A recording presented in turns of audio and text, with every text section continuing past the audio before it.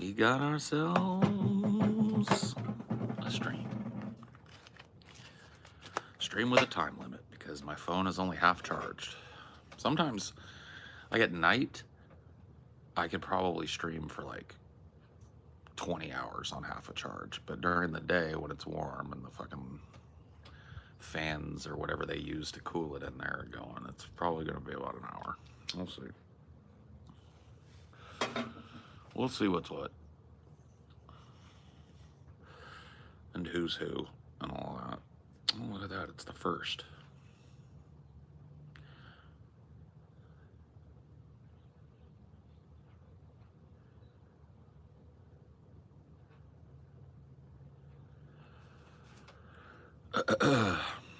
Raise your fist.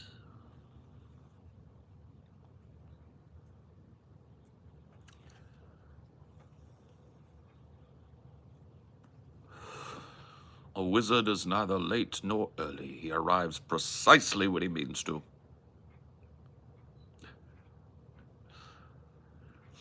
Afternoon? No, man. No, man. It's morning still. 9:47 a.m. That's not good afternoon. Don't good afternoon me yet. I'm not ready for the afternoon. No, you can't see my twampet. It's my dad's twampet, okay? And it's a very special twampet. I don't let anybody handle that twampet, okay? That's my twampet.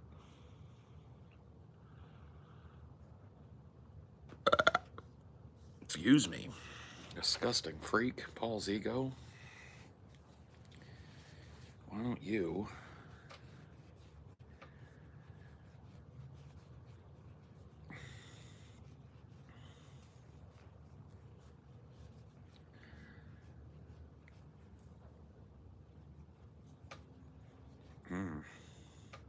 I think he'd dent the twampet. You're probably right. He probably would dent the twampet. Like Shawnee Johnson did. Dun dun dun dun. Shawnee Johnson dented my twampet. Dented my dad's special twampet. Got my ass beat.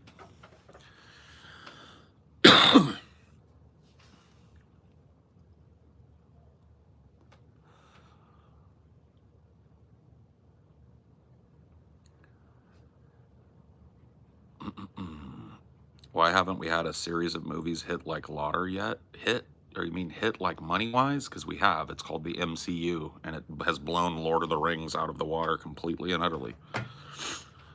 You're talking about hit like with the same vibes? There are no vibes like that. You get Lord of the Rings or you get nothing.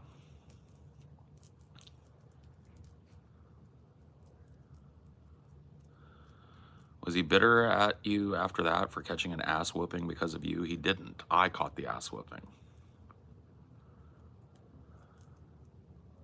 My dad is artistic. My dad is very creative. He was a musician, like a pretty standard, like not, I wouldn't say he was like brilliant, but he had a really deft hand at like drawing cartoons and stuff. So my dad definitely artistically inclined. My mother less so, although she did pottery stuff. Like she would do painting and wood, like firing pottery in a kiln thing. So both of my parents are artistically inclined. Neither of them did art for a living.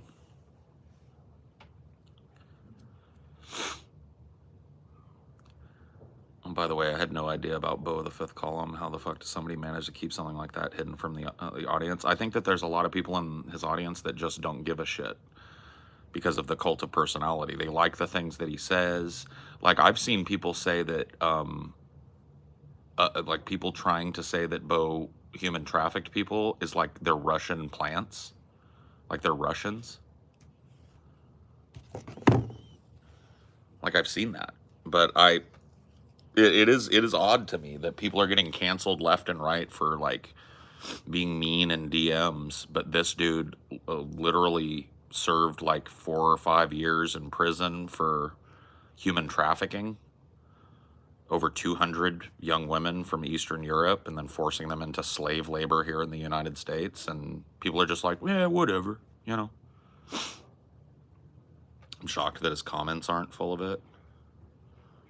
I mean, your comments are full of whatever you want them to be full of. You realize that I don't exercise that, but I as a YouTuber can turn on, just click one little box and all comments are awaiting approval, and I only approve the ones that don't mention that I'm a human trafficker, you see?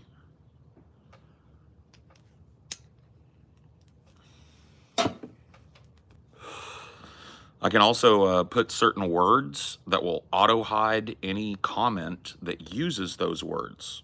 So I could say human trafficking in quotes. I could say Justin King, my real name, in quotes.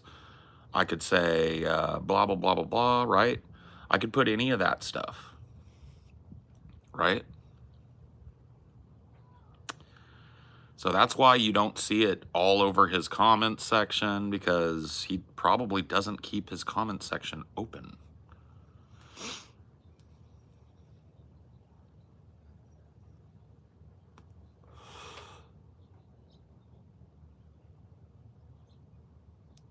How the fuck did I get canceled off of Facebook for dating someone a few years younger than me and then Bo? I don't know, bro.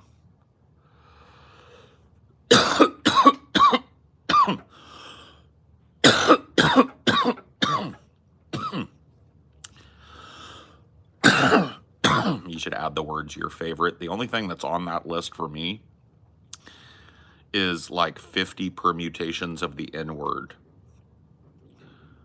Like N1 GG 3R, NI 66 3R. You know, it's like literally 50 permutations of that.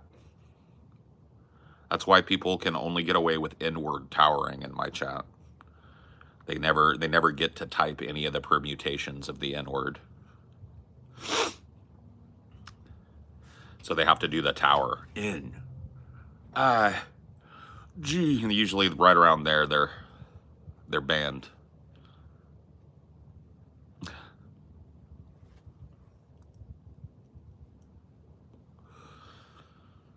Diamonds on my chains glow.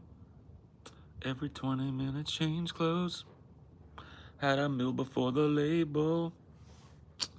Just so I could say so. Money made me do it. I said rest in peace to Yayo. They in a better place though.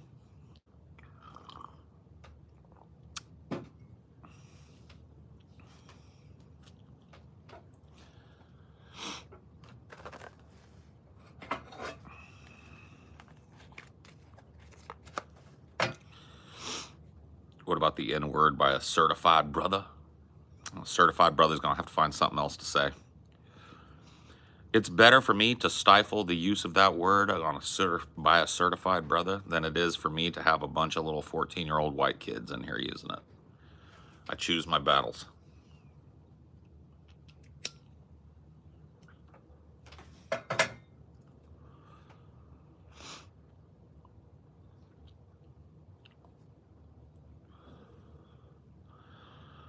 But yeah, that and the real names of some of my family members, which creepily started appearing in my shit.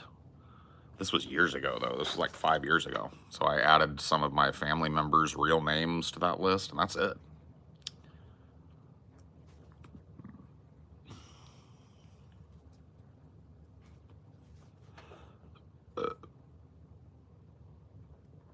The skibbities are awake. Yeah, mom just forced them to get out of bed because it's 9:30 and they're not going to sleep in all day.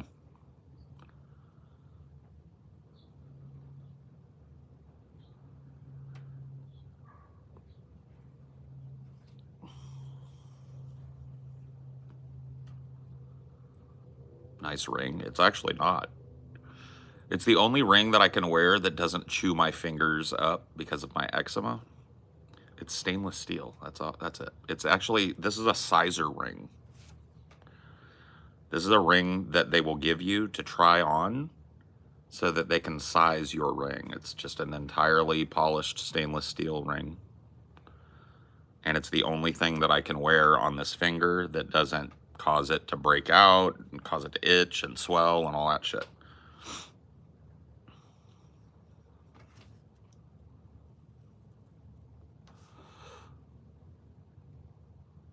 It suits your style. Oh, well.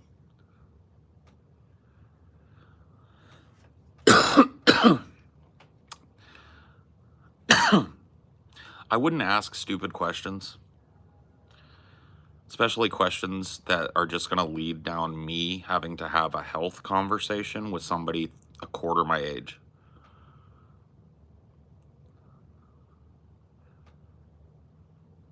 Any type of question that's going to lead to me having my decisions critiqued by somebody that's a quarter my age, I'm pretty much never going to answer that, just to let you know, just so you're aware.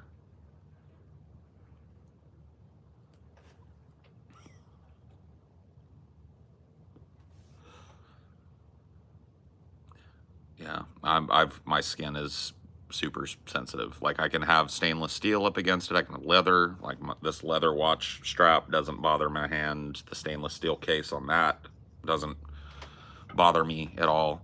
But if I tried to wear like a gold watch or one that had like cobalt or tungsten mixed in for coloring or something, my whole wrist would be swollen and it would get these little, it's like I had a breakout on my thumb here. You can see it there. Just like a little popped blister.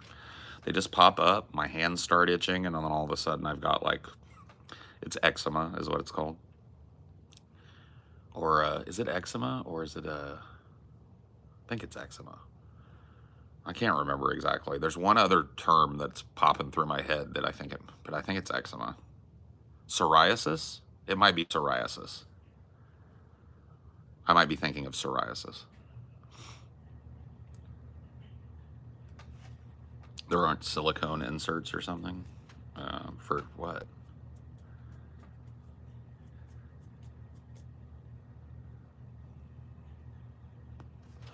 I think it's a hoax. Skinwalker Ranch shit. It's a hoaxy hoax. Is this low-key telling us you're a werebeast? Keep the silver away from me. If gold irritates you, yeah, I did that. So my first marriage, I had a ring that was made of tungsten, and it was an expensive ring. It was like a $700 ring. It was made of tungsten, and the tungsten was colored cobalt so that it was gunmetal. You know, gunmetal, like that blued steel kind of gunmetal look, right? Loved that ring. It was about the same size as this. And it ate my finger. It literally ate my finger alive. And so I looked up online, like, what do you do? Like, how do you prevent this from happening? And one of the things was you paint the inside of your ring with clear nail polish. And so my wife started doing that for me. Like, I used to have her do it like once every couple of days. I'd take my ring off. She'd remove the nail polish from in there and replace it. That's what I had to do in order for my wedding ring not to chew my finger completely off. And that ended the day that I left my marriage and threw my ring into the fucking desert. But yeah, I can't wear a gold ring. I actually didn't know that. I thought gold was rather inert against my skin. And so I bought, when I got married to Amelia, a really nice gold ring for myself that now just sits in a box because it completely chews my finger to shit. The only ring that I've ever been able to wear consistently is this one right here. And I've never owned a stainless steel ring before, but this is the only one that doesn't do anything to me.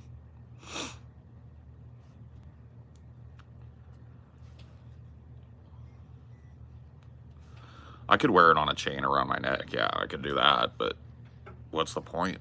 I'm not a big necklace fan. I've never really worn necklaces in my life, and so I'm not really looking to get one. That would suck for me. I want my teeth to be made of metal. Yeah.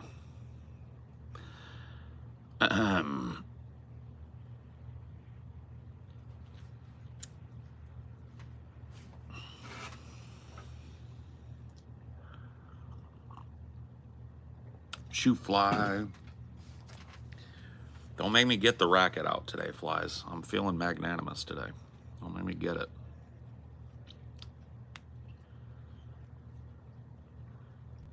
So much for the fat Cuban. I don't know, man. I might flex that just to flex it, you know what I mean? I don't care that it tears my skin up. I got that fucking... that fucking 1 pound gold Cuban link chain that just drags my neck down everywhere I go.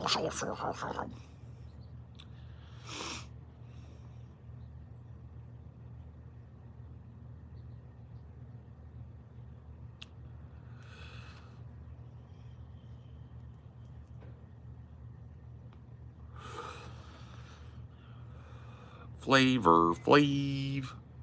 That's your brand of beard oil. I use Honest Amish is what it's called. You a fumny guy? A fumny guy? Am I fumny to you? Fumny how? Fumny like a clown? I'm here to amuse you? I'm here to make you laugh? Is that what you're saying? How am I fumny? What's so fumny about me? Hmm? Hmm? Silver fucks with me. Gold, platinum, tungsten, anything with cobalt in it, anything with nickel in it. I'm just basically can't have any metals other than stainless steel up against my skin or I get fucked.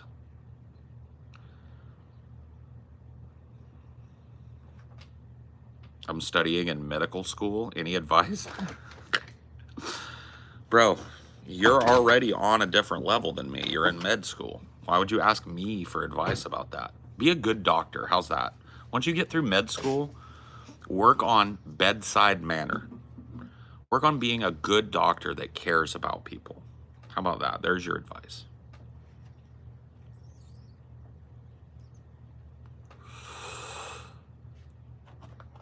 There has to be an inexpensive insert for rings like silicone. You're talking about like putting something around. So that would require me to get a ring that was probably a size and a half bigger than what I need. And then finding a company that makes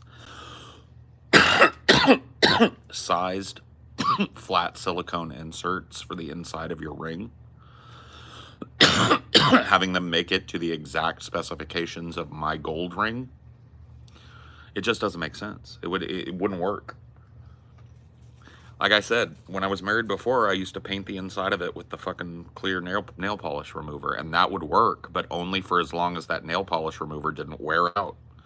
Like sometimes I would get an itch and I would go to move my ring and the whole ring of nail polish would come off from the inside of it. And I'd just have to put the ring in my pocket and repaint it when I got home.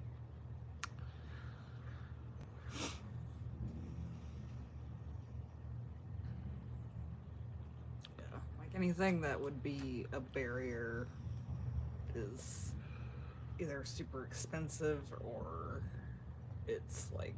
Well, platinum would be an option. Yeah. But I'm not 100% sure that platinum is inert with my skin. Yeah. I'm not. And I know that they use other metals in alloy with platinum to anneal the platinum and to give it certain types of shades and colors and hues of silver, dark silver, light silver, right? All you know is that one is okay. Well, this is 100% stainless steel. Yeah.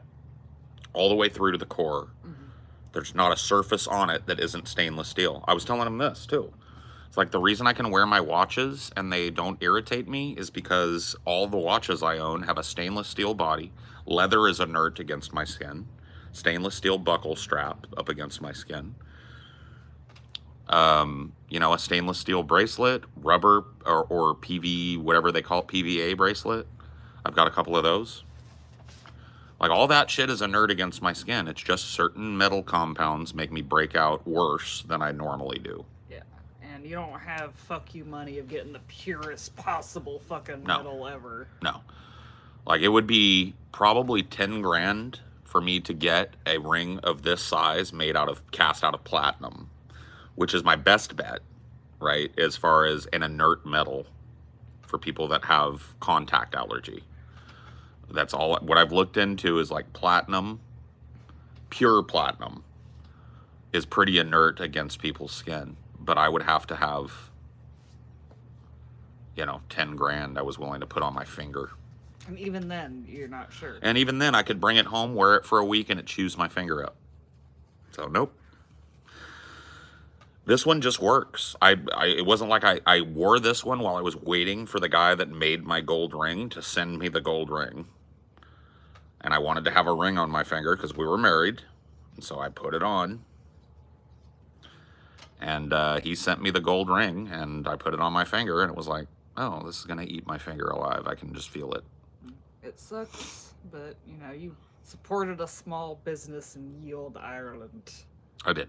And he wasn't a bad jeweler. No, the ring is beautiful. Yeah. Like, it's an infinity ring, so it's like they cast it and then hand carved all of the shit into it. It's got Celtic runes all over it, and all of it hand done and hand carved.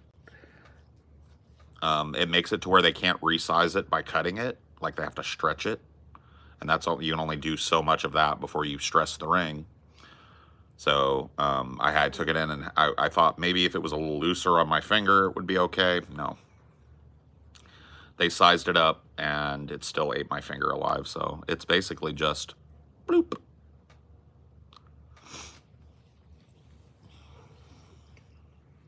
You think you'd ever, gift it to someone at this point?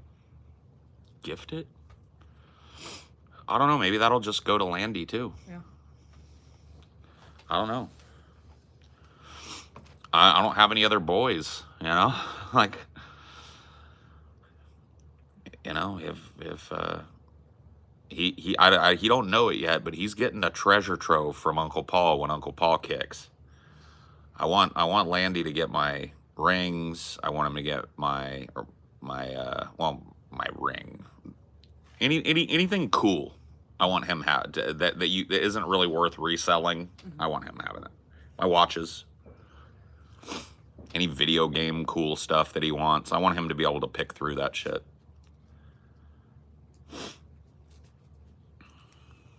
I don't really have much stuff that I think the girls would be into, unfortunately. But you know what? Me and Landy were the only boys. He gets my cool shit.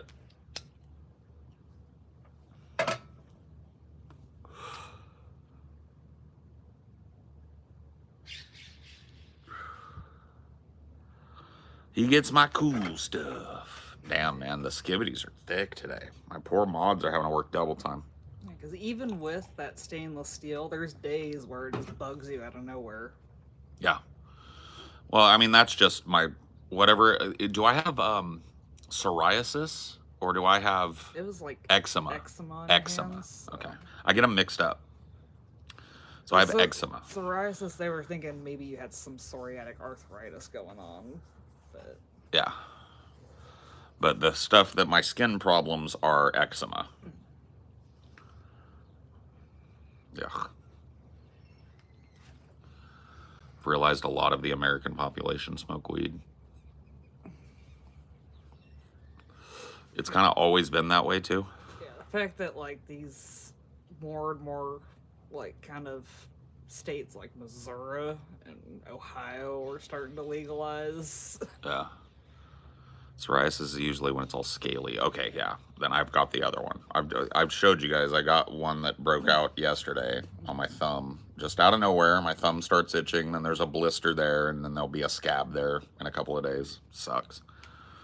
You can see scars of it all over my hands. This hand had a breakout last week, and you can see a couple of little... I mean, that's my concern with like tatting your hand all the way up is it might just inflame it really bad for a while and peel it off. I don't know. Yeah, it would suck. Like to get it all done and then your skin just freaks the fuck out. Like half the ink falls out. Yeah.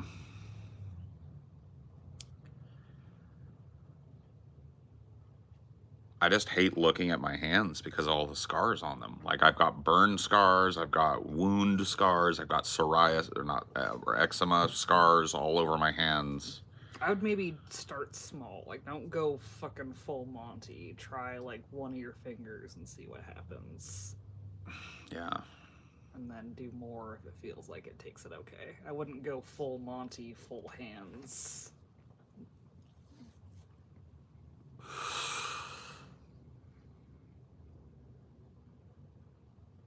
So basically, everyone is high. Uh, yeah, basically. There's very few people that don't use any substances that Mm. are psychoactive. They're One of not. the things that's bothered me about weed, like how weed culture has worked, is that a lot of people that normally probably wouldn't have been heavy weed smokers now are, but the social aspect hasn't kicked in for them. Mm. Like they still hide it. It's like weed is like the smell of weed to me is like a big invite. It's like your people are near, you know? And I don't think that, I think that a lot of people grew up just like, and now that it's illegal, or now that it's quasi legal, state legal at least, a lot of people are trying it and enjoying the benefits of it, but they missed out completely on the social aspect of being a stoner, sharing the weed, Yeah. enjoying it together. And so people just kind of like furtively do it. It's weird. It's very weird to me. Do you think it'll ever gain alcohol level popularity? I think it's, I think it will. Yes, I think it will. Because alcohol use is actually going down among younger people now. Yeah, yeah. That's why I'm saying, like, alcohol use, I think is, I don't think it'll ever disappear, and it may be down amongst youth, but they're still pouring up. So it's like, but weed is up in every demographic: young people, old people, middle-aged people, blue-collar people, white-collar people. You know what I mean? No matter what line of division, there's a healthy amount of pot smokers in your group. And that's growing as it becomes easier to get, less scary for people who were raised thinking it was some sort of fucking like crack, you know? Oh, yeah. Booze is a way bigger problem than most drugs in this country. Booze, especially because of its ubiquity and how easily you can get your hands on it, is probably responsible for more death, destruction, psychological torture, abuse than every other drug combined, I would imagine. But it's normalized. It is normalized for you to drink a 12 pack after work every night and sit in front of your fucking TV and watch the game and yell at your wife. That's normal. Coming home and smoking crack and doing those things is considered degenerate and crazy. But if you come home and tie one on and do those things, that's just America, man. It's just how it goes. They tried prohibition and it failed spectacularly, so I don't think anyone's eager to ever try that again. If you really look at prohibition, not only did it fail, it expanded Yeah. alcohol use. It did the opposite. Because this is the American character. When one of our lifestyle freedoms is taken from us, we rebel. That's why everybody, like, here's the thing. People are smoking weed out in the open now. But make no bones about it. Back in the 90s, when it was still federally and state illegal here in California and everywhere else, everybody was smoking weed then too. You can't prohibit people from putting something into their body. If people want to put something into their body, they're gonna do it. You can make a law against it, you can send them to prison for trying it, and people are still gonna do it. So it's just pointless to try and restrict the use of these things to illegality level. Hello, beautiful. I love your little gray vest. It is so fetching. And you have grown up so well. You're almost, all your little fledgling feathers are almost gone on the sides there. That was a baby just a couple weeks ago, and now we are grown. You gotta be spooked. He ain't spooked. Trying to get a better overview of the lawn. Oh. Yeah. He checking out the Buggle situation down there. He T-Rexing. I don't know about a 12-pack. I feel like people judge you for that. Yeah, but nobody knows that you're drinking a 12-pack. Oh, I go home and have a few beers. Have a couple beers. Unless they're like following you from the store or whatever. Like, Functional alcoholics are the most common type of alcoholics. Most alcoholics aren't stumbling, bumbling, drunk, homeless winos begging for change on the street. They're working. So functional alcoholics just kind of sift into the populace, and they're among you, and you don't even know it, right? But a lot of the abuse, let's set aside the physical abuse of yourself, right? And focus on how alcohol is tied to molestation, alcohol is tied to physical abuse, sexual abuse, mental abuse. All of those things are exacerbated because alcohol is a drug that lowers inhibitions to a dangerous level. That's the thing, is like people get off on taking drugs because they lower inhibitions. Certain inhibitions are good things. yeah. Like, it's The not like every single person becomes an abusive piece of shit when they No. drink, but if they have any tendency for it, then it comes out. Yeah, and there are genetic tendencies for that. Not Family being history. able, family history of abuse, family history of alcohol abuse. It's like it's so much deeper than what people understand. And it's so much more ubiquitous than, like the opioid crisis is huge right now because it's literally just killing people. People are just ODing off of it. And so if you were to ask your average person right now in America, what's the most destructive drug on the streets that needs to be taken care of? Most of them are going to say fent. The amount of destruction, because here's the thing, fent kills a person. Alcohol kills a person. Smoking kills a person, right? Alcohol and smoking are slow. Right. Well, and not only that, but fent can be slow. Yeah. It can be. Mm-hmm. But that person, right, the damage that's done by that drug abuse when a person is just seeking fent is emotional damage to their family when they die. And that's horrible. But it's different than when you live with a person who comes home from work every day and becomes a demon. Okay? That's a whole different situation. And that situation, the demon situation, the alcohol situation, is normalized in this country.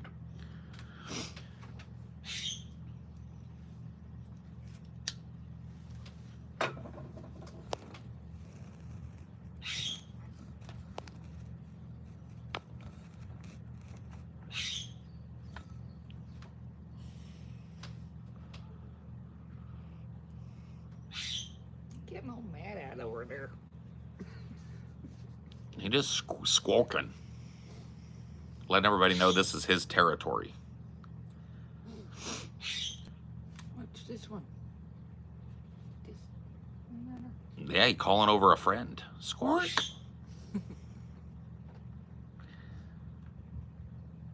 I don't even recognize the alcoholic in my family when he's on the sauce. I had the flip side. I didn't recognize the alcoholic in my family when she was off the sauce. Sobriety was weird to me for the alcoholic in my family. I was used to dealing with my mother drunk. And when my mother was sober, I didn't know how to interact with her anymore.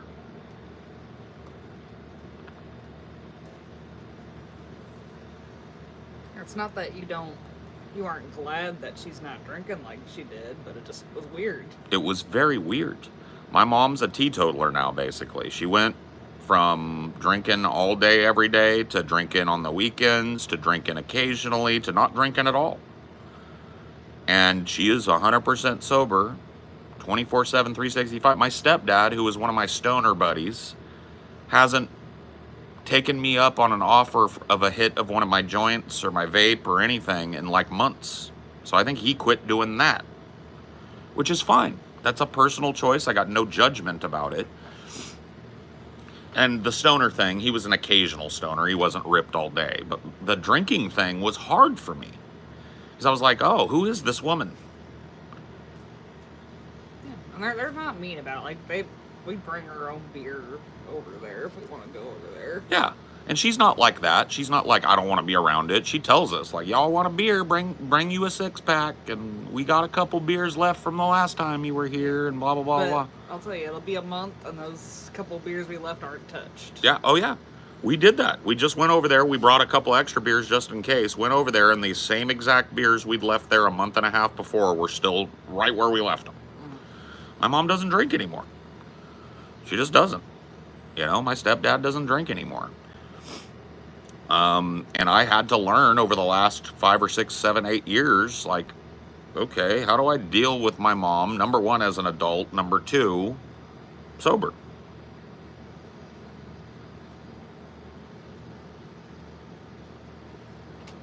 Nice shirt. Oh yeah, this is I don't know why this shirt hits me as Hispanic.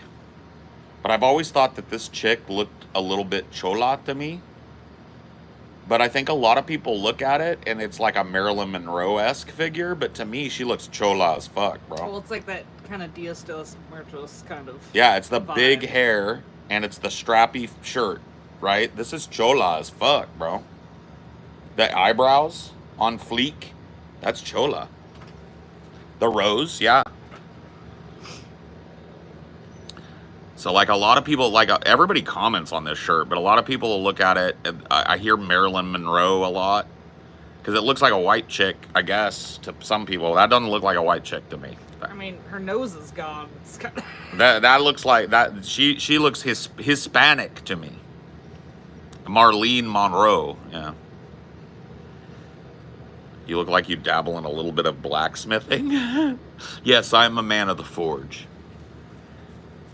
I managed to forge one of those smooth tinfoil balls.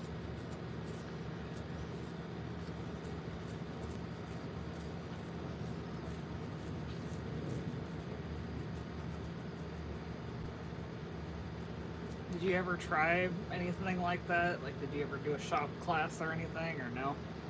Nope. Nope. It was a big disappointment to my dad because he's Mr. fucking fix it, build it. He was like super mechanically inclined. And I used to find it really interesting to hang with him. And I did pick up, like, I can change the alternator out on an older car. I don't know about a newer car. But I've done some repair stuff on cars and I've learned to do it that other people probably couldn't do. But only just. You know what I mean? Just basic shit. I did not pick up on it like my dad. My dad is the type of guy that if he put his mind to it, he could take a car and strip it down to the bolts and put it all back together. And make a plan as he's putting it back together to replace certain parts with parts that are going to increase the performance of the engine or increase the exhaust performance or increase the torque, increase the horsepower. He's that kind of guy. He just has that. And he wanted me to be that. That's what he saw as a man's purview. A man should be able to fix things, build things with his hands. That's what you have to do to be a man. I was not interested in that as a kid.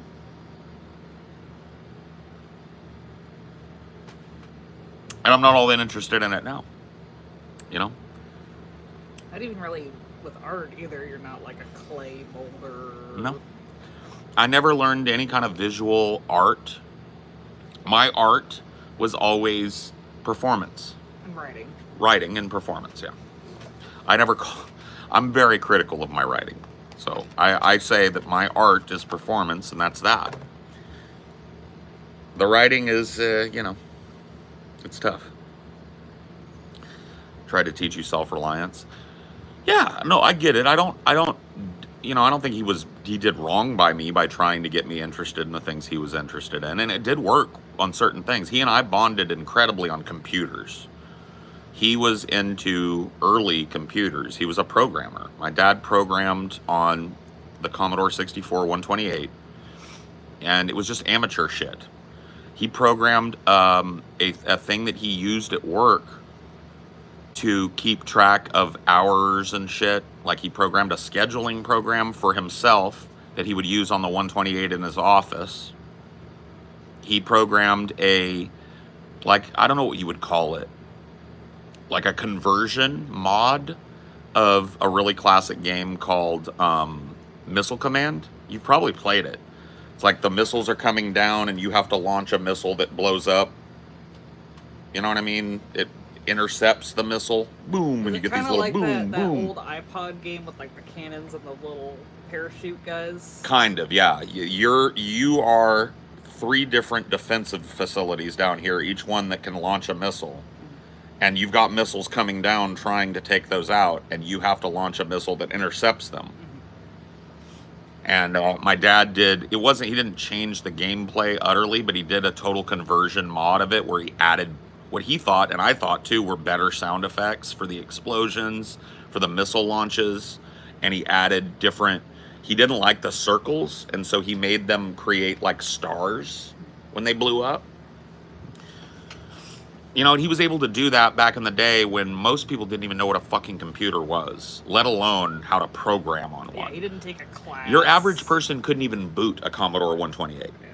If I sat you, and I mean you, unless you're my age and you fucked with one of these computers, this is at you, down in front of an old PC, a Commodore 64, and told you boot that up, you wouldn't be able to do it. You would not be able to get it booted into the operating system. Just wouldn't happen. If I told you, play that game, and I gave you the floppy,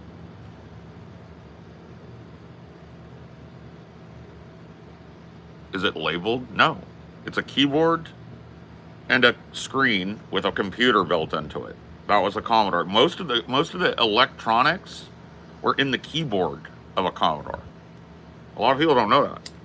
So it's almost like a laptop.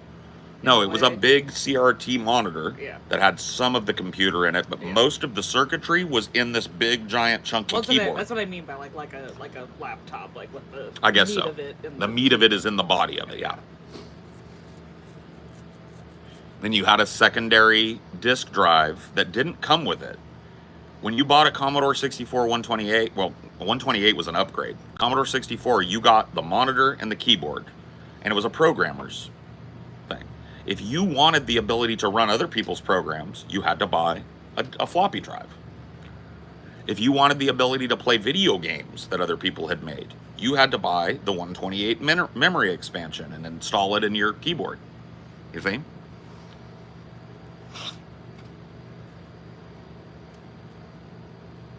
But yeah, no, I knew it wasn't like a thin screen. I just meant, like the meat of it was in the keyboard. Yeah. It's weird. It's weird, and it requires command line things, right? So for the video games, you had to type in a specific command line in the C prompt for that video game. And if you didn't know how to do that or when to do that in the boot sequence, you didn't get to play a game. Then you had all these peripherals that required you to enable them at the machine level. So I had a joystick that my dad bought me with buttons and shit. Very old joystick. Very cool, though. Very comfortable in the hand, small, but the buttons were down here where you held the joystick. Had a button on top, right? If I didn't specifically enable that joystick at the driver level every time I booted before I played a video game, you couldn't use it. It's just like, was not a user-friendly environment. It required somebody that knew something. And my dad, I'd watch him, I'd help him sometimes with his mechanical stuff, but the computer stuff sucked me in, and he and I bonded on that. So we built computers my whole life. Like once the Commodore was done, we built I remember we built at one point, because we wanted a machine that could play games, we built a Cyrex 6X86, which was a pre-Intel processor. And I had the first commercially available video card. It was called a Voodoo card. A Voodoo 1. And it was the first commercially available graphics memory expansion for a computer. Yeah, I mean, we had an Amiga for a while, but after I learned Commodore was better than Amiga. I'm sorry. Once I learned Commodore, the Amiga was like, nah.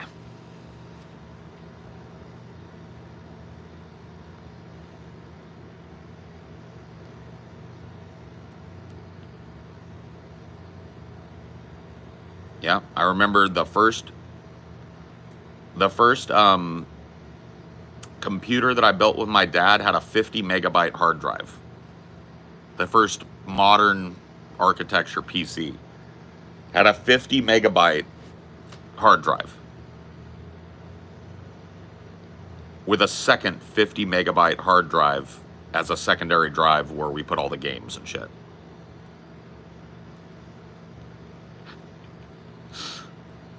So that shit was super interesting to me, and me and my dad bonded on that. But we like I was never able to get into like, oh, I'm gonna go fix this with you, or I want to do a project of my own or whatever. Never really got to that level with me.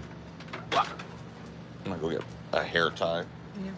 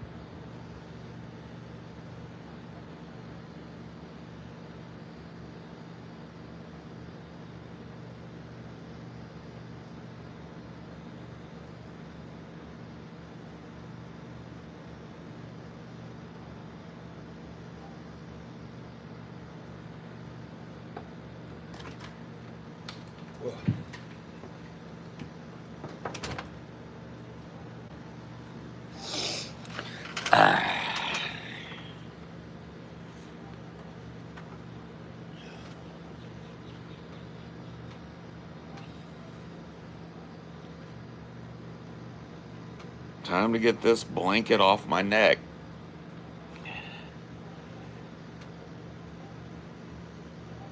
Really is nice in the winter having long hair. Keeps you extra warm. But in the summer, not so much. I'd rather not in the summer, you know.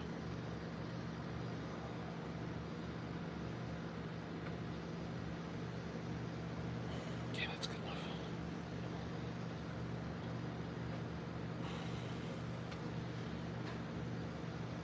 Okay.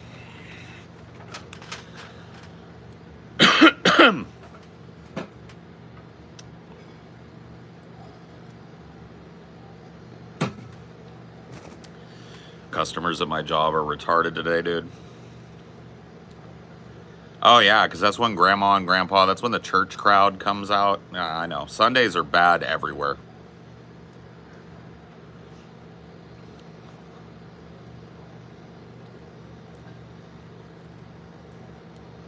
Been a while since we've seen you rock the beanie. Well, I gave my favorite beanies away. Like my pig beanies have all been given to fans now, so I don't even own those beanies anymore. And then I've got a couple cool ones, but yeah, dude, in the summer, fuck that. I'm putting no more shit on my head.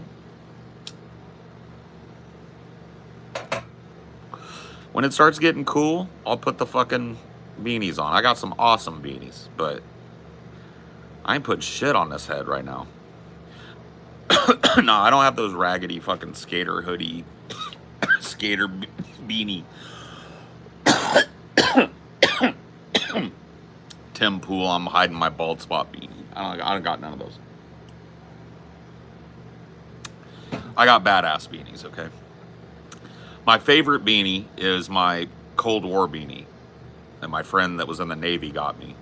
It's his submarine, and then a Soviet era star with wings, the red star with wings, the CCP era thing that is tacked onto it, metal. It's beautiful. I love that fucking thing.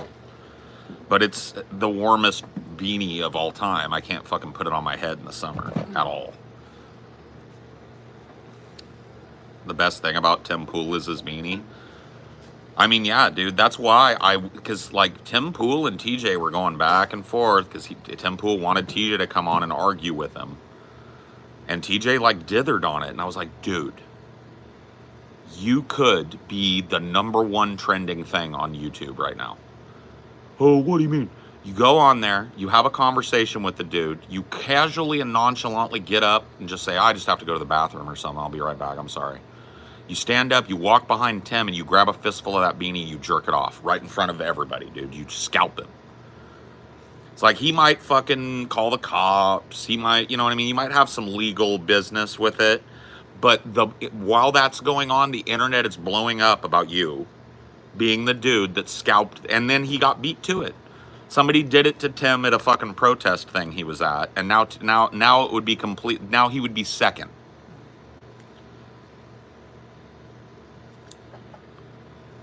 Lost one of our spoders. Oh yeah. Yeah, it looks like it might have like eaten some soap or something because I was doing dishes and it was like right by where the soapy water was. Rest in peace, Spoderman. The big boy's still up there, but good. One of its little kids died. He has some cool guitars on his wall sometimes. I don't know. I can't watch Tim Pool. I can't listen to his voice. I can't look at him. The only time I would watch Tim Pool for longer than 5 minutes in a clip would be if TJ was on there, and I knew that TJ was about to scalp him in front of everybody. It would have to be not just taking off the beanie, but TJ putting the beanie on himself. I think it would have to be TJ using one hand, right? It would have to be a smooth motion. One hand grabs the beanie and pulls it off. And while that's going on, he's licking his palm over here. You got to get that smack off the top of that head, dude. Smack! It's got to go. That's why you lick. You get that.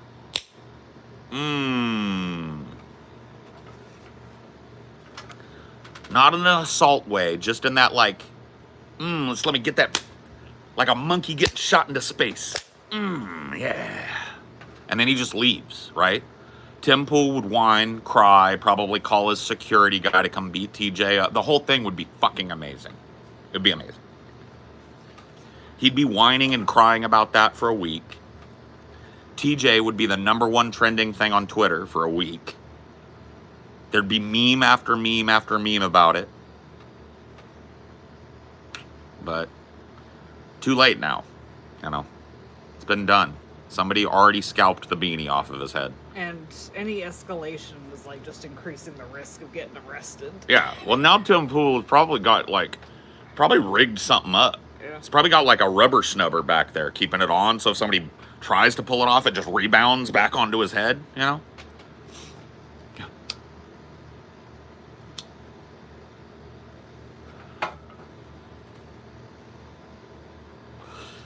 If he pulled off the smack, it would work. But it would have to be one smooth motion. He'd have to be licking his palm while he was going in to grab it. Because he's going to go, what the fuck? He's going to cover his bald. Okay? And then TJ would just hit hand and it wouldn't work. He has to go. And I don't know if TJ's got that ninja-like timing, you know? It would have to be beanie comes off head, and then as soon as that beanie clears, that wet hand is coming in. And then TJ just runs, you know? It'd be epic. It'd be the most epic thing. I bet he got implants. Screws. Bzz, bzz, and the beanie is like secured now. So if somebody tries to pull it, it's just like...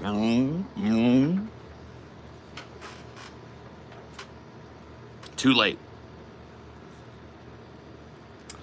Should use butter. Oh...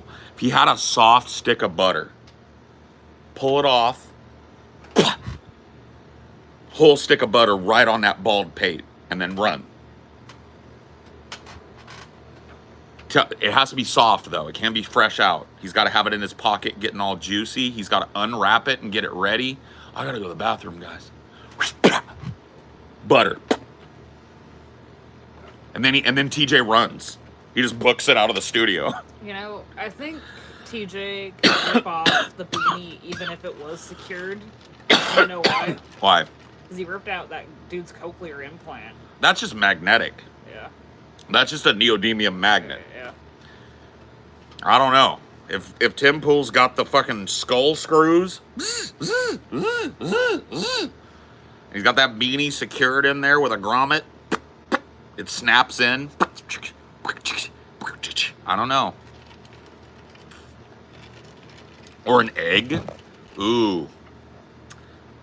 Snatch egg. Splat. Right on the pate too. So like the yolk goes. He's like, what? What? And then TJ's just running. Like all we see is TJ run. Oh my God. The internet would explode. I'm just letting you know. These are the types of things that people have to be willing to do.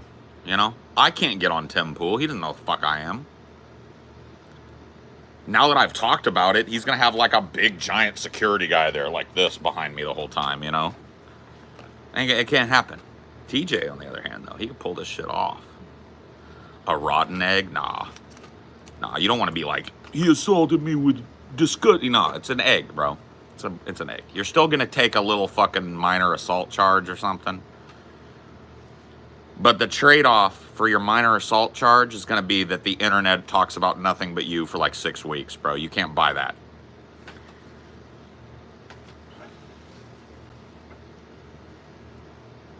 No, TJ is not appearing on Tim Pool, to my knowledge. He might have. Like a year ago, they were in talks. Like he had invited TJ up to his fucking special skater compound to hang out and be on the show.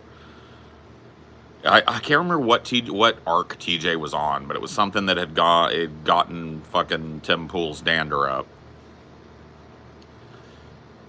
Yeah. And TJ had told us about it on the show, like, yeah, I think I might do that. And I was like, dude, you have to. You have to. You have to go on there and you have to scalp the beanie, bro. You have to do it. But it just never worked out. I don't know, maybe like it had nothing to do with Tim Pool or TJ. Maybe it was just a scheduling thing. I don't fucking know. Maybe Tim Pool thought better of it, rescinded his offer. I don't know.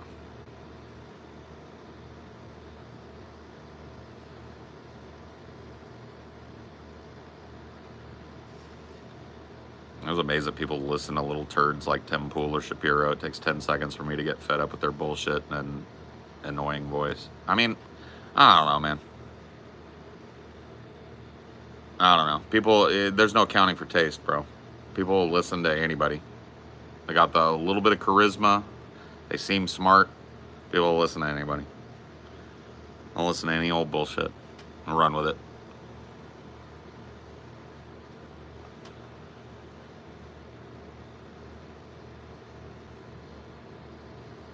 Go in there with a couple sticks of butter now. I want that kind of smack off of Tim Pool's head. You guys know what I'm talking about. All right, we're going to make this here Cajun gumbo right here on your flat top.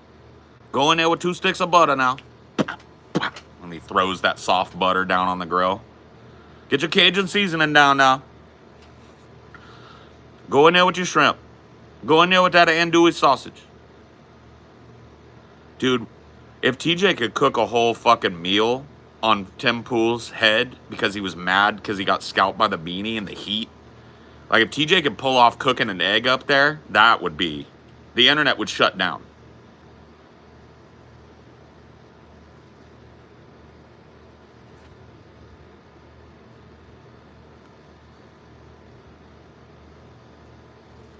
Go in there with 2 sticks of butter, y'all. Go in there with that Cajun seasoning, that onion powder, that garlic powder. Go in there with that Trinity, y'all. Get it up in there.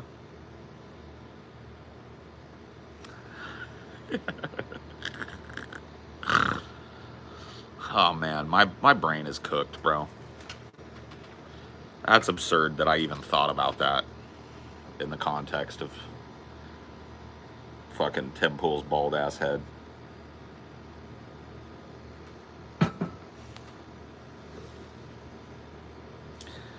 How's your Cajun accent so good? I lived in Louisiana for a number of years, and I'm good with accents. I'm good with generalized accents, not specific accents. What's the hardest one? The hardest one to do for me? Australian. Yeah. Because it lilts into different accents. Scottish or something. Scottish, Irish brogues, Like, it's very hard for me to land on an Australian accent. There are harder accents. There are ones I just can't do. But, yeah, I would say, like, Australian is a tough one for me.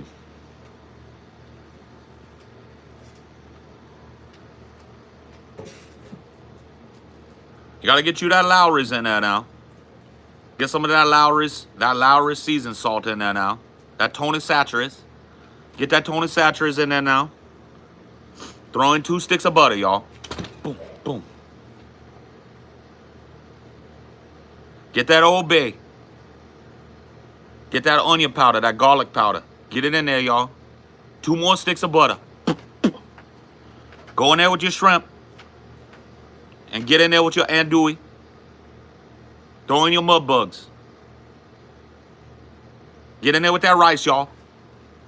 There you go. Mix it up. Get in there with 10 pounds of American cheese, y'all. 2 more sticks of butter.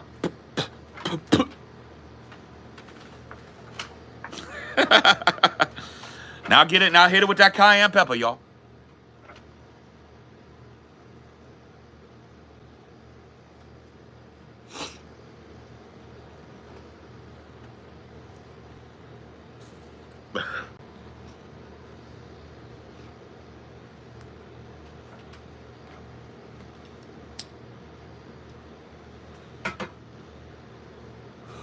Get them mud bugs in there.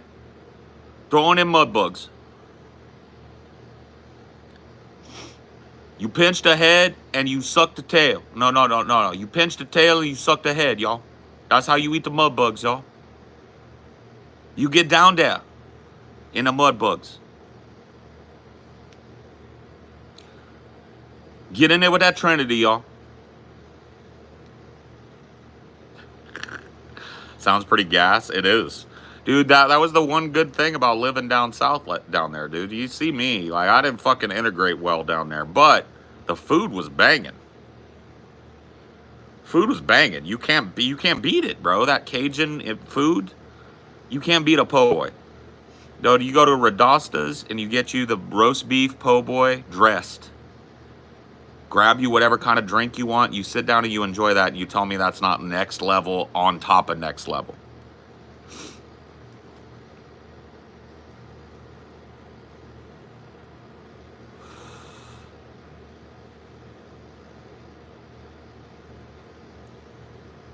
Oh yeah, Cajun food is great. Yeah, Cajun food is great. It is one of the things that I miss about living in that area of the world. Is like there's a lot of good food there, bro. A lot of food that you just can't get that type of cooking most anywhere else, you know?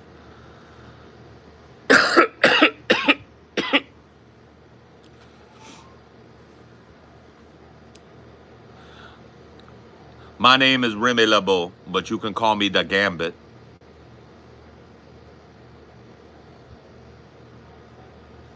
My Uncle Lamar was Cajun and he was basically unintelligible. Oh, dude. People that are out, when I say out, I mean they live out in the swamps and shit. Bro, you can't understand a thing they saying. I tell you what, man, you go down there, these people, they be talking in a whole different way. They keep it up. They keep it fast, but they keep it loose. And you will lose what they're saying. They sound like they got a French accent sometimes. They sound like they got a Spanish accent sometimes. That Cajun, that Creole come through. It got a little African tinge to it. It get deep.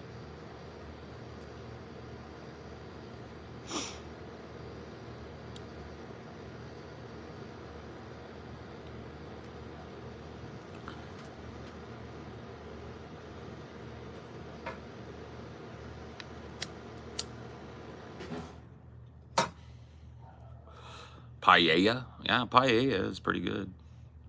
You know what I like, dude? The muffaletta. You don't even know what that is, bro. You get you a muffaletta? Oh, you better watch out. You better watch out now. You ain't ready for a muffaletta. You ain't ready for that muffaletta. You get you a muffaletta, you're going to know what good taste in your mouth is for the first time. For the first time, you're going to know. Get you that muffaletta. Order you that muffaletta. You know what a sandwich is now. You get you a muffaletta, and then you wash that down with some beignet, all right, and a cup of coffee.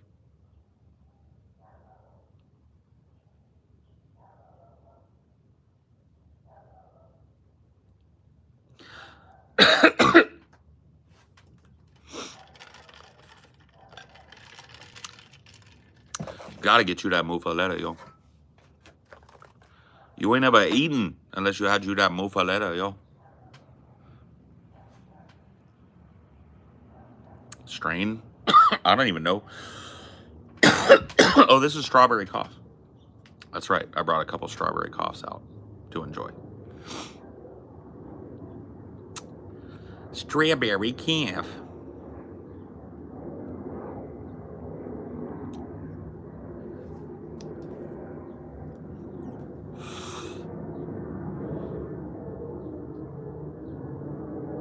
Leave the gun. Grab the muffaletta.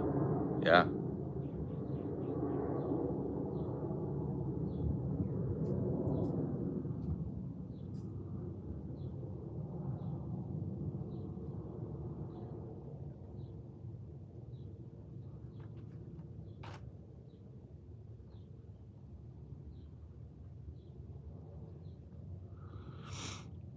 My beard is about the same size, but I trim the edges around the chops. Oh, yeah. So you keep it like full down here. I just like it being fucking, I just like to let it roll, dude. I don't mind the poofy, you know. I don't mind having all this extra over here. It feels good. Feels good. Let it ride, man. Just let it ride. Just let that beard ride. Just let it go. Just let it go. Let them chops express.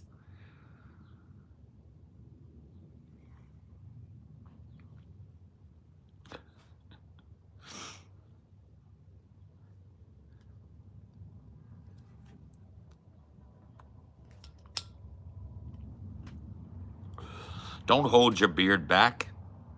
Don't cuck it by trimming it. Let it go. Let it get crazy. Let it get wispy. Let it get wild.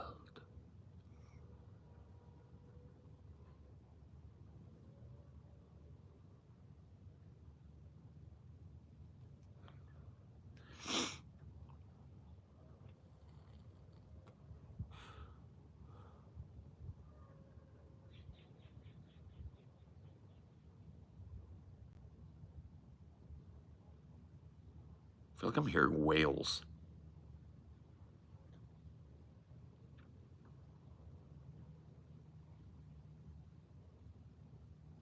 No, I'm not hearing whales. Lol soup. Favorite place you've ever lived? Bellevue, Washington. Easy. Coolest place I've ever lived. Nicest place I've ever lived. Most expensive place I've ever lived. It was the trifecta. Yeah, you can go look it up. I used to live in an apartment in the Avalon Meidenbauer building in downtown Bellevue, Washington. Beautiful building, right on top of a grocery store. It was awesome. Hard to beat that.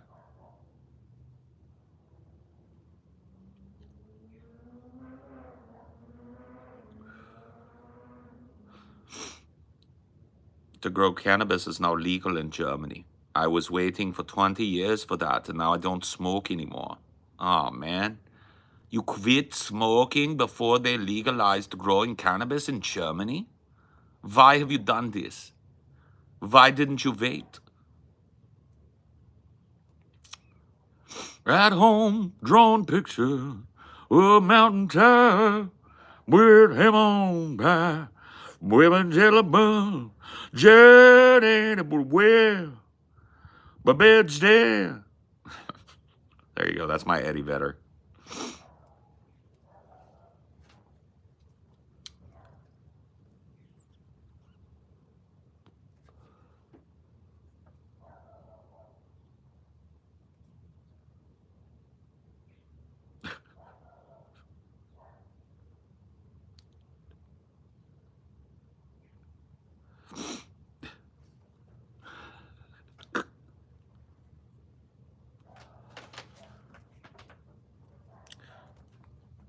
I used to make fun of Eddie Vedder back in the '90s quite a bit, but I like him. He ain't a bad guy. That song, and it's not really a '90s song. It's like more an early 2000s song. But "Do the Evolution," that song is based. Plus like extra based if you watch the video, because the video is awesome. I'm a beast. I'm a man. I'm the first monkey to have hands. Yeah. I'm a thief. I'm a liar.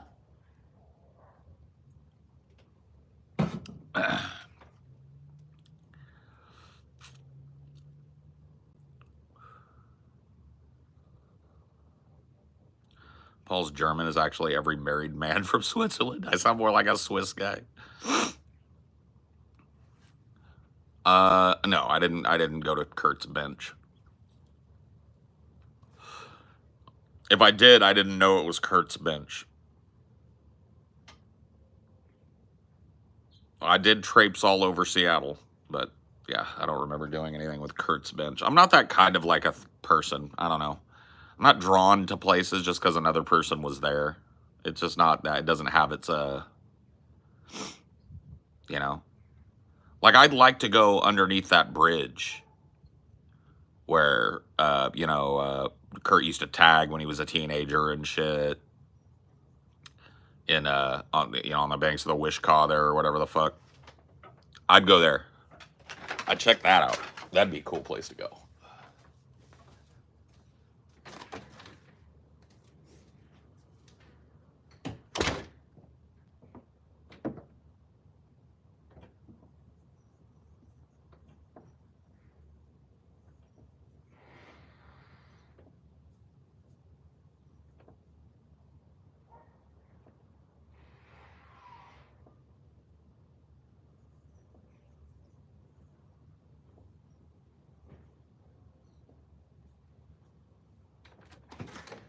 She's the one for me. She's all I really need. Oh yeah, she's the one for me. Emptiness is loneliness, and loneliness is cleanliness, and cleanliness is godliness, and God is empty, just like me.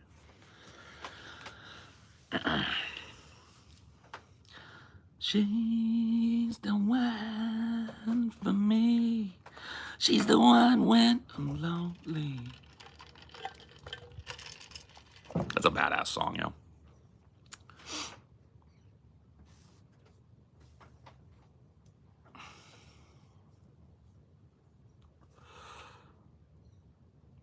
Yeah, Zero. Yeah. I'm your lover.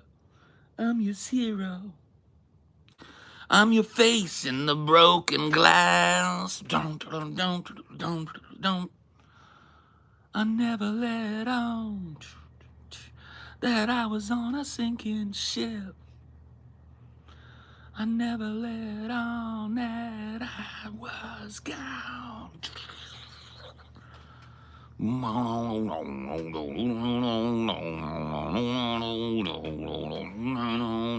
Yeah, it's a good riff. Dun, dun, dun, dun, dun.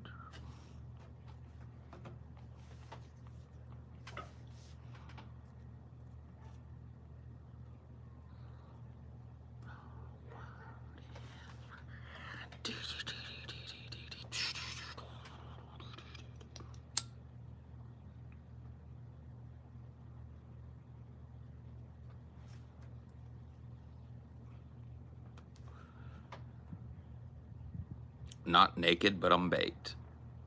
Same. Clothed and I'm baked. I'm getting baked-er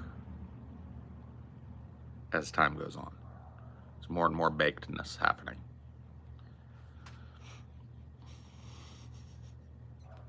About to do some donuts in the parking lot. Don't do that, idiot.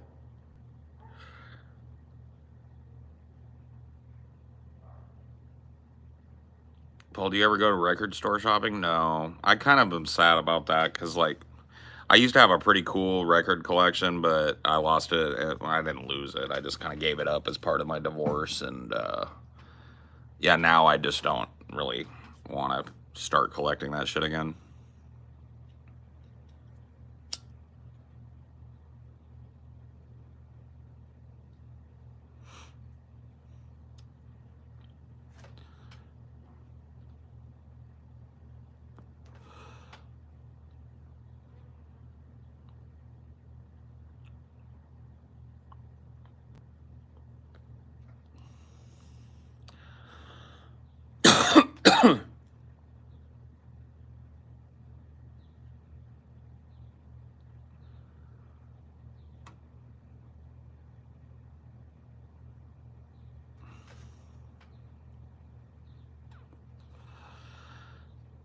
Man, what?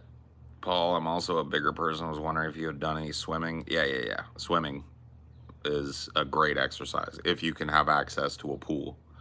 When I lived in my old house before I got divorced and stuff, I had a pool, and I would just like fucking get naked and go out there and get in my pool and swim laps until I couldn't anymore.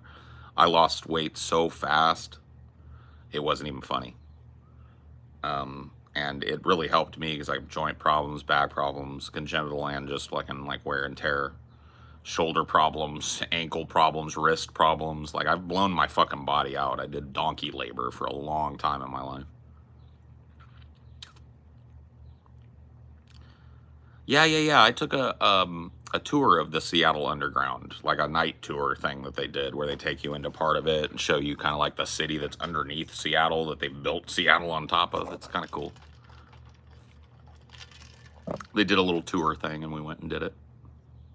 I was pretty stoned though, so I don't remember much of it. How was church? I don't go to church, bud. Get high, go swim. Yeah, that used to be what I did, dude. I'd get off of work feeling all hot and sweaty and shit, and I would just literally strip down to nothing. I would smoke a fat joint sitting on the couch naked, and then I'd run out into my backyard, dive into the pool, and swim till I was fucking exhausted. I did that every day for like 3 or 4 months, and I lost 120 pounds. It was crazy. I'm losing weight now, but not at that fucking rate. You know what I mean? That was crazy. That just like sucked the weight off of me, bro. What about when you were a kid? I didn't get fat till puberty. I was actually, believe it or not, an athletic kid. I was really athletic. I ran, I did track and field. I was a forward in soccer.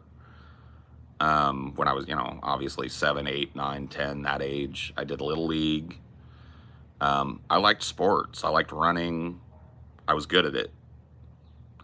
Then 6th grade hit. And around that age is when puberty hit for me. And I just started chunking up, bro. And all my mental illness kicked into fucking high gear and shit. Started getting depressed, started overeating, started getting anxious. And it was like, the 80s, then early 90s when this shit kicked off for me. The knowledge of mental health and treatments for mental health just wasn't where it is today. So I just didn't have any help, Not to make excuses for being fat. I'm fat because I stopped exercising and I started overeating, and I just never really stopped. That cycle just perpetuated in my life from 6th grade till now, and I'm addressing it now. I'm losing weight at a really healthy clip. And I'm hoping to permanently address it. Like, I don't want to have to go through this shit again. Like, I'm not doing a diet. I'm not doing an exercise regimen. I just changed my lifestyle and it's worked wonders, but I don't want to have to do that again.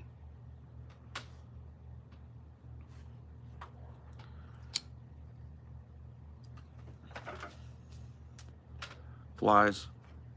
I'm going to get the swatter. If I wasn't going in soon, I would get the slaughter, but I'm not going to do it. I'm not going to do it to you today. I'm gonna let you fucking live. But stay the fuck away from me. Otherwise, I'll change my mind. And I'll get the swatter, and it'll be over for all of you.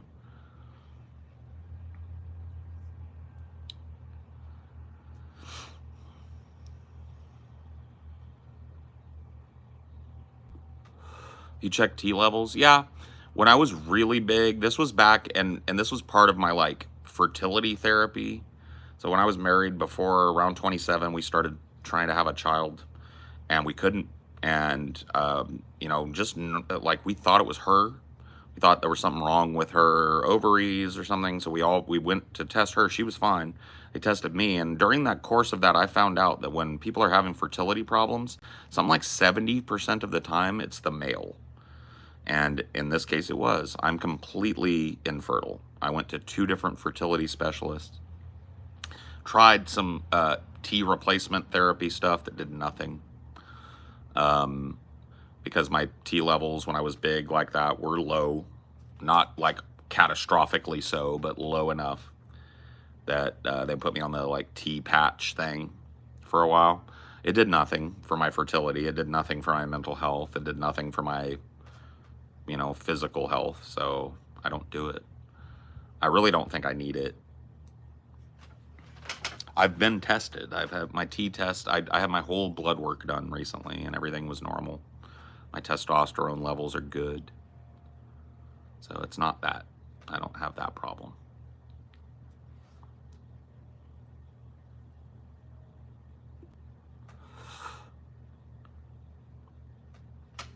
You know, my problems, you know, are mental health based. I developed poor eating habits and a poor relationship with food as a way to compensate for mental health problems that I had that were untreated, that were kind of unknown how to treat back then, or at the very least very rare to treat in children. So it is what it is, man. Yeah, that was, well, yeah, I could be a biological father with what they call in vitro insemination, not artificial insemination, in vitro. That's where they isolate a healthy sperm of mine and freeze it. They isolate a healthy egg of the woman that I'm trying to have a baby with and freeze it. They inject that egg into, or they inject the sperm into the egg, and then they implant that egg into the woman's uterus. Do you know how much it costs to have a child via in vitro? Because they don't take. It's not like one and done. You can have, I think the average that we were told by our fertility specialist was between 5 and 10 in vitro treatments before a viable pregnancy. It's $50,000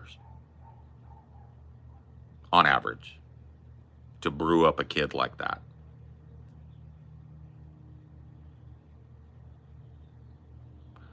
If there are people that have done IVF for years, right? They might have a particularly good, but they cannot, like there are people that go through 10, 20, 30 treatments. It's not unheard of before they get a viable pregnancy. That's over 50K. That's 10K a pop.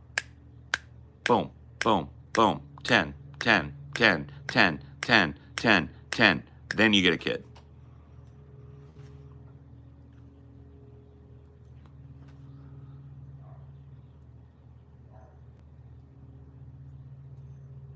Oh yeah. Yeah, like one of the side effects to IVF treatment is that it produces a preponderance of twins, triplets, and quadruplets, which are very rare, but IVF treatment creates them at a higher rate. So you might end up, the pregnancy takes, and now you've got triplets. Why didn't you adopt? Because adoption is something that you discuss with your wife, and you decide whether or not you and she have the right kind of mentality and home and position to adopt a child that isn't yours.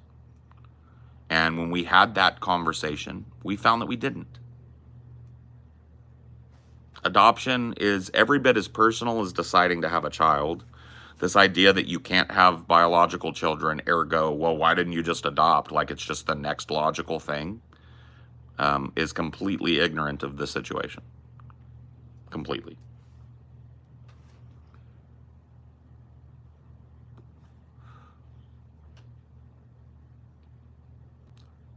Do you foresee, Paul, in the future there'll be artificial wombs? Yes.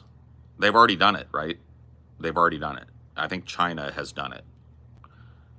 Test tube babies and like artificially grown humans. I think it's possible. I just don't think it's ethically allowed scientifically. Because it's like direct human experimentation and shit. But I don't think science follows those guidelines ever. So, can you make a superhuman that way? I don't know about a superhuman, but I know that we can genetically edit a human now. We can. It's just considered to be a no-no. But because we can, we have. And you can create a human that is genetically edited to not have bad markers for cancer, heart disease, you know, depression, anxiety. So would you consider that to be a superhuman? Yeah, you can pick your sex, your eye color, your hair color, your propensities. Like, we've mapped the human genome long ago. We know where all of the gene expressions. We've mapped the telomeres. So we can rearrange those now. Just isn't allowed ethically. So it's being done on the fly, on the sly. You don't get to know about it. You probably won't learn about it until science kind of gets over its aversion to it. And then you'll find out that it's been going on for years.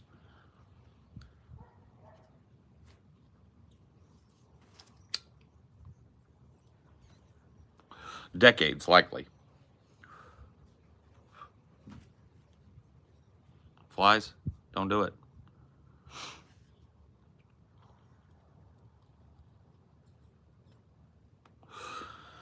Well, I mean, there are gene markers for high intelligence. There are gene markers for what they would call like ectomorphic expressions. You're talking big, stronger than the average person, taller than the average person, and smarter than the average person. Then yeah, they could create a superhuman. They could create somebody with like the ectomorphic properties of the mountain that rides, but the brain of like, you know, a super genius.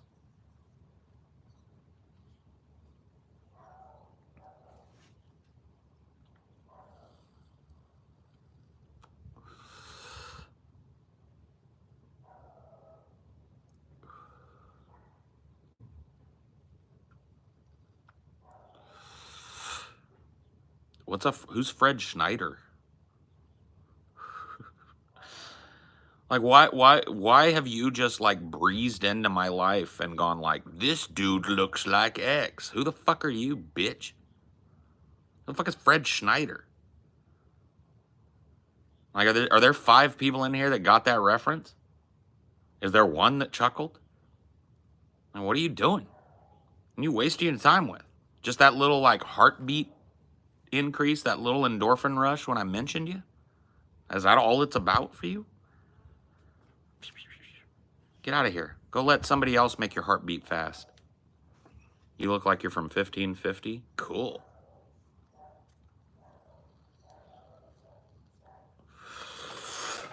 Cool.